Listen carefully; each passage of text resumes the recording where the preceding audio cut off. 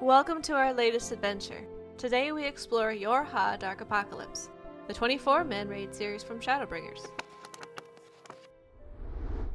There you are! How are we supposed to get a sneak peek at the treasures found over in Comra if you keep walking everywhere? Hey, Aetheryte Travel's costs have shot up recently. I'm saving every last skill. Well, I already asked around and the nice dwarves here pointed me in the right direction of the dig site. Dwarves? Since when did you become Snow White? And besides, don't you dislike Lalafels? I am the fairest cat girl in all the land, and if they bring me back treasure from the mines, who am I to complain? Once upon a time, in the town of Tomra, we meet up with a gossipy dwarf who tells us of a rumor out in Comra. The dwarves have dug up something interesting.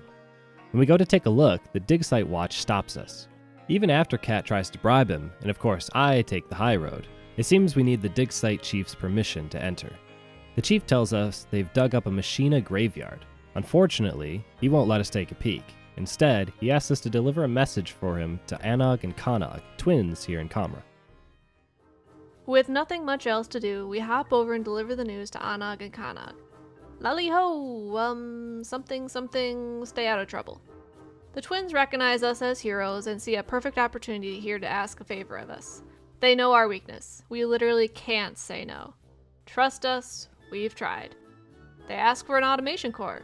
Easy enough task. Upon returning, the dig site chief needs an extra mining lantern. Okay, more pointless tasks and we're making no progress towards getting in to see this Machina graveyard. Back over in the neighboring town of Tomra, we get word that things have started going missing over in Comra. The dwarves of Tomra are worried that Comra will blame them for the missing priceless artifacts and excavation tools. We head over to the dig site chief, who has us take a look at the nearby mine, where we find a bejeweled bracelet, one which leads us to a girl who was given the salvage loot from the dig site watch. Suspicious. How can he afford that? We head to the dig site entrance to find Anog and Kanog pestering the dig site watch. We confront him about the loot he's been pawning off, but he flees the scene. Anog and Kanog run after him for the key, so we give chase as well, but he's got backup. The twins flee while we defeat his siblings. We then run after the guard and catch him red-handed. He confesses, and in his panic, he drops the key to the mine. With a key in our hand, we inform the chief to keep a better eye on his crew as he berates the dig site watch. The dig site chief wonders where Anog and Kanog are and asks if we can go find them and send them over to him. Sure. We sneakily make our way back to the dig site with the key in hand. Anog and Kanog are there, oddly waiting around for us. As a newfound band of troublemakers, we sneak into the dig site in hopes of reaping the spoils. Further in the tunnels, we find yet another door, this one with a different lock. Too bad, I guess we don't have— oh my gosh, the kid's got a bomb. So Kanog whips out some homemade bombs and blasts open the second seal. Inside the room are these mysterious Machina, beating a shield around a woman on the ground. Anog and Kanog make short work of these robots and blow them sky high. It's at this point the dig site chief finds us, probably from all the explosion noises. I swear, sir, I tried to bring the twins back to you. Across the room, our attention goes to the girl in white. She identifies herself as 2P, and without further delay, gets up and requests that we help her in defeating the Machina deep within the ruins. Fair enough. Another set of bombs takes care of the lock and allows us to enter the copied factory. Deep within the ruins of the Comra dig site, we uncover the copied factory, a maze full of hostile Machina. 2P rushes in, clearly searching for something, or someone. At the end of our route, 2P finds her target, a boy taking arms inside a machine. A long, drawn-out battle takes this mech apart, leaving our target and 2P to face off in a battle of the blades. 2P manages to get the upper hand and knocks him into the abyss below. Clearly exhausted, our party retreats back to the dig site entrance to rest. With a moment of reprieve now, 2P opens up about herself and her target. The opponents we just fought are androids, machines meant to mirror humans. 2P warns us that there are more androids out there, and if they catch wind of us in these ruins, they too could become a threat.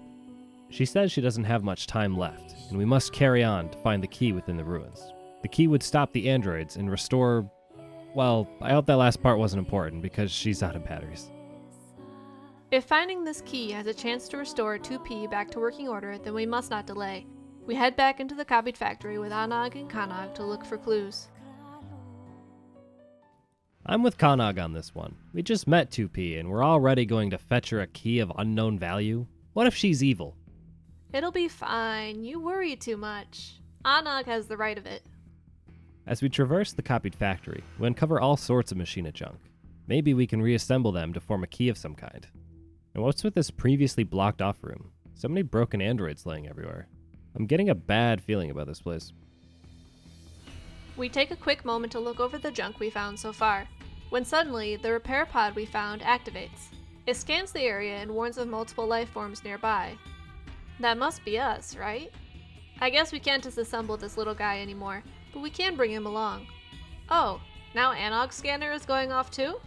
There's something over where we fought that boy.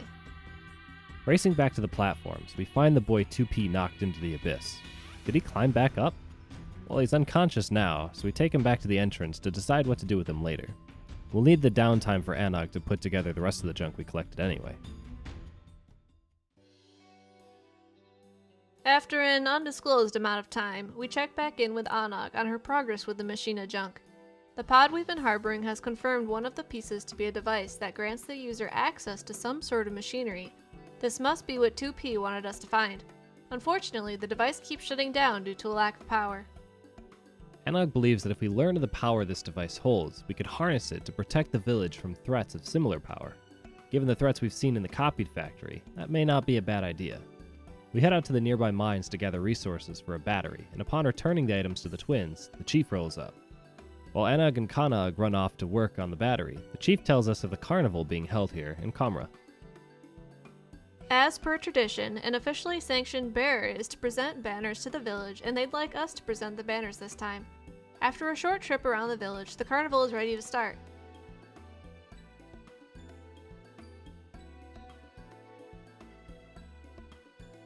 While we're out enjoying the culture, Anag and Kana catch up with us. They say that they've made significant progress on the key.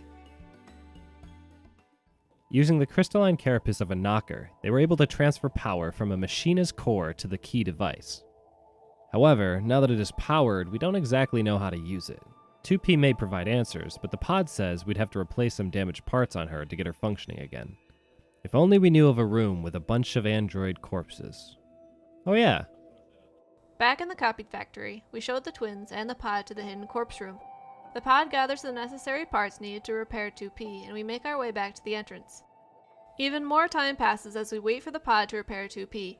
In admittedly a bit of shock, it seems as though the repair was a success as 2P rises from the table once more. It's alive!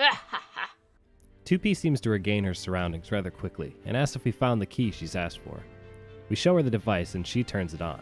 However, we're immediately interrupted by the ground shaking like an earthquake. Running outside, we see a bombardment of explosions on the town of Comra as jets fly overhead. The edge of the mountain has been leveled. Atop the rubble comes unknown individuals dressed in black. 2P steps ahead to greet them as their clothes all turn from black to white. She claims our assistance is no longer necessary and turns her blade on us. As her katana strikes out at Anag, a similar android intervenes and deflects the blow.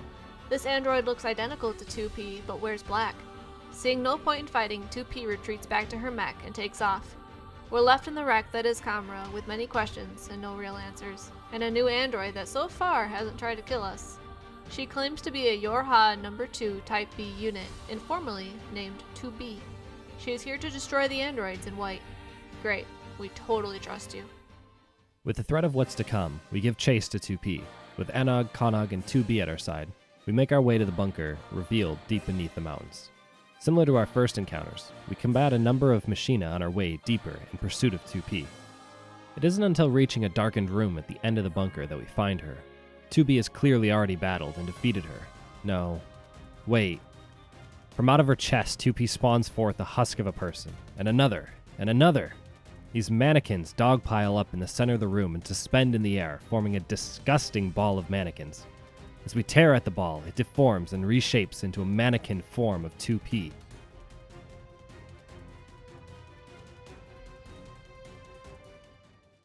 With our foe defeated, we return to the entrance of the bunker. Anag feels the guilt of the destruction laid before us. Such devastation was not her intention. They're just kids. We should go easy on them. Meanwhile, Kanag takes the opportunity to ask 2B what all this means. 2B explains how she has no memory of how she got to these lands, but she remembers her mission. These machines we've been fighting are weapons created by aliens from beyond the stars, and as part of Yorha, her mission is to reclaim the planet from these invaders. 2P was modeled after the androids of Yorha to specifically aid in combating them. I suppose we should show 2B the boy android we've been holding on to then. We take 2B out to Anog's secret lair within the dig site to show her the boy. She immediately identifies him as 9S and asks we revive him. He's crucial to her mission. I'm getting deja vu. Anog's not so sure we should revive another android given how things turned out last time. Seems smart.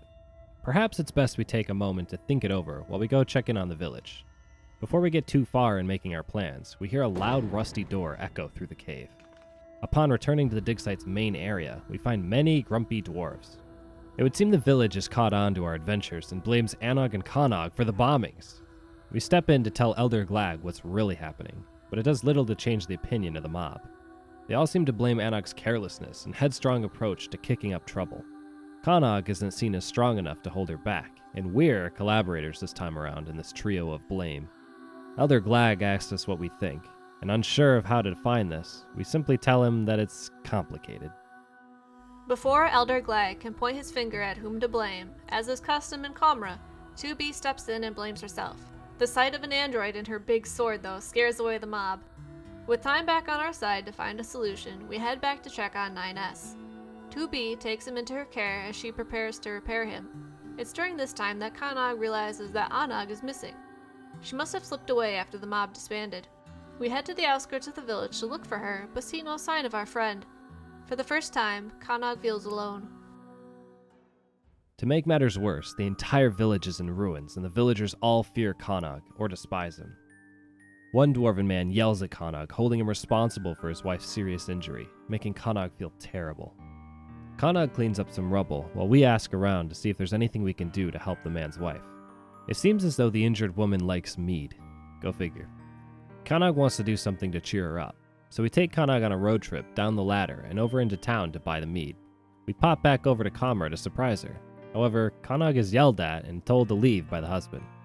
Our sad little friend runs off in tears and leaves his bottle of mead behind. The dig site chief points us in the direction that he ran off and asks that we go look for him. Meanwhile, maybe the chief can patch things up with the village. To chase after Kanag, we descend the crater left by the bombings. It's possible he went back into the bunker. We re-enter the alien ship and make our way to the bridge where we last fought 2P. It's here that we find Kanag staring blankly at a white orb. Kanag cries out to Anag as we receive a vision from the echo. In the vision, we see the twins exploring a cave. In a moment, the cave shakes and rubble falls from the ceiling over Kanag. Anag leaps forward, pushing Kanag out of the way. Fearing his sister was harmed in the collapse, Kanag descends down deeper in search of her. But what he finds is not Anag, but a white orb. The orb flashes and spawns a dwarf assembly. The clone of Anag seems to scan Kanag, picking up on his language and his memories. I see now. Anag is dead. She died a long time ago, saving Kanag from the rubble in the cave. The Anag we've met is a clone spawned from this white orb, much like how 2P is a clone of 2B. Kanag needs to accept that his twin is no more. Given how little we know of this orb, we best head back to the village and plan out what our next move will be. After some time in town checking on how everyone is doing, the chief asks us to check back in on Kanag, only to find that he's collapsed. In his dizzied state, he calls out to Anag. Fearing his fever could get worse, we rush over to find the chief. The chief grabs some of his wife's remedies and we head back to treat Kanag, but he's missing!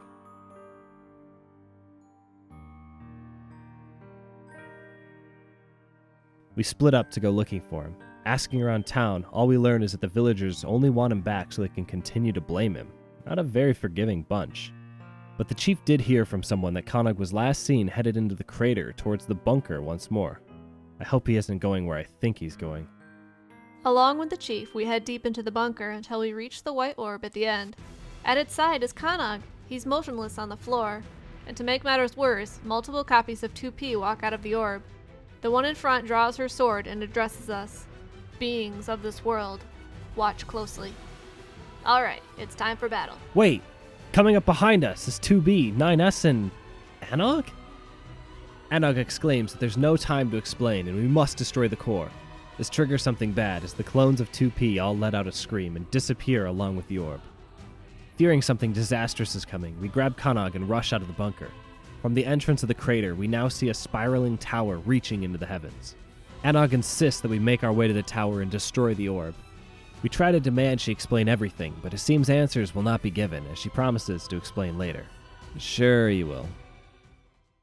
It seems the base of the tower is all locked up. In order to advance, we have 9S hack the mainframe while we fight off the security system. A few interesting encounters and we're in. As we approach the top of the tower, we face off a girl in red.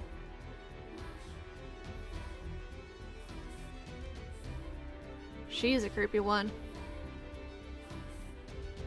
At the top, we find our mark, the white orb.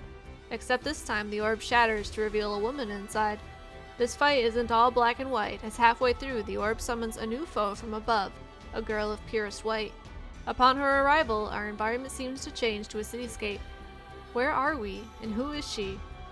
As we defeat the orb's champion, 2B and 9S begin to close the portal in the sky.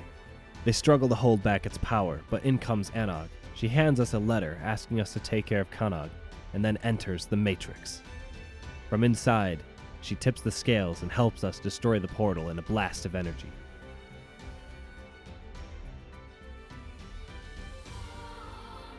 When we awake from the impact, 2B and 9S are offline.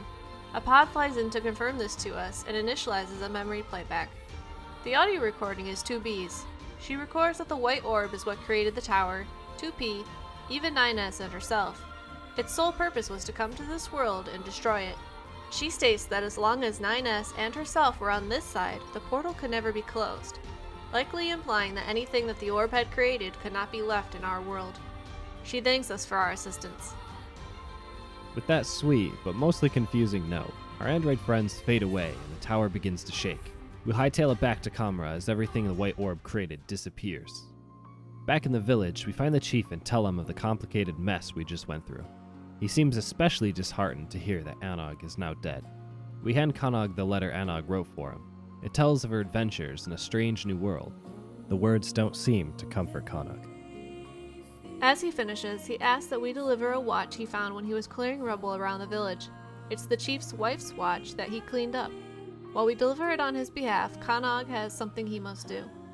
Well, the chief is glad to have the watch back, but reminds us that in delivering it, we left a depressed kid alone who just found out his twin died and has the tendency to act rashly. I can't say no, sir. The kid told me to. Well, crap. We found a farewell letter from Kanog. I'm not taking responsibility for this one. Oh, at least he's not dead. It just sounds like he's left Kamra. The chief suggests that we bring in the villagers and tell them of what's happened, so that we may move on together, for those of us that still remain. We call everyone in, and the chief tells them that we're safe from the machines. However, the crowd is fixated on punishing those responsible first and foremost. They turn on Glag, the elder. Surely he could have stopped this but failed. We interject. You'd all cast stones at one of your own for a mistake they've made? Are you not all guilty of making mistakes? Is this not what separates us from the machines? What makes us human? If you're all fixated on throwing blame, then he who hasn't made a mistake should cast the first stone. Silence befalls the dwarves. The dig site chief agrees with us. We've all made mistakes, and fighting each other over them only divides us further. He loses composure and flees the cave. Having said our piece too, we follow him out. We can agree that Kamra isn't going to change overnight, but each step we take in the right direction is progress towards a brighter future. Maybe one day it can be an accepting place for Kanog to return to. In an act of good faith, we decide to help out around the village for a bit. The chief has us collect parts from the destroyed machina to rebuild Kamra. Something tells me this isn't going to happen overnight. At least the previously angry dwarves are open to helping. As the days pass on, we periodically get notes from Kanog. He tells us that he and a pod are out researching the mysteries of the white orbs. He confirms for us that what 2B and 9S told us was correct and that they were our allies. He also admits that he knew Anog was gone all along. Though odd as it seems, just being with clone Anog gave him the confidence to not fear the world but explore it again. At least he's moving on. Similarly, it seems like we also get periodic visits from Glag, the town elder, who comes to accuse the chief of being evil and plotting to take over Comra. Except each time Glag shows up, a headache interrupts him, causing him to question what he's even saying, and he leaves in a hurry. A few weeks into the restoration, and the chief pulls us aside to tell us that they recently pulled Glag out of the crater, passed out. Sounds a lot like when Anog was drawn to the orb, except when Glag comes to, he went right back to the village as if nothing was wrong. Another mystery unsolved, it seems.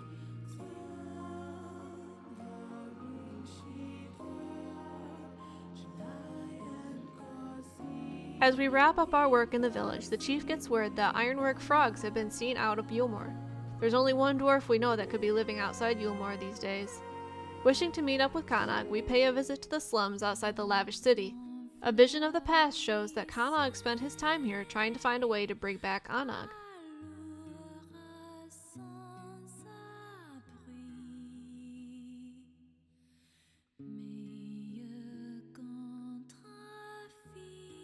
His work drove him mad, and in his defeated state, he saw Anag at the door. She reminded him that he isn't alone and takes him off into the sunlight. Flash back to the present, and we see only the empty house. Whether Kanag is still there, we may never know. Our lives are full of mysteries, it would seem, some we may never know the answers to. Or at least that's what I'll be telling myself to cope with how needlessly confusing this has all been. Well, that ending sucked. What happened to Kanag? Where are my answers? We should New Game Plus this. We literally just did that. Though, maybe if we run through it again, we can find a new alternative ending that actually makes sense. Maybe if I just learn to say no and walk away. Ugh, I don't know if I can take more of this nonsense. We've been away from the source for too long. I'm sure there are some primals over there for us to kill by now. I just want to kill stuff. Whoa, Xenos, calm down. If you seek a fight, we could always dig up the records on the icons Sephiroth, Sophia, and Zervin. They've been unaccounted for since the days of the Allegan Empire. Alright, let's go. There better not be any mysteries left unsolved with this one, though. Be sure to hit the thumbs up and subscribe down below. What did you enjoy or not enjoy about the Yorha raid series? Let us know in the comments below. Thanks for watching.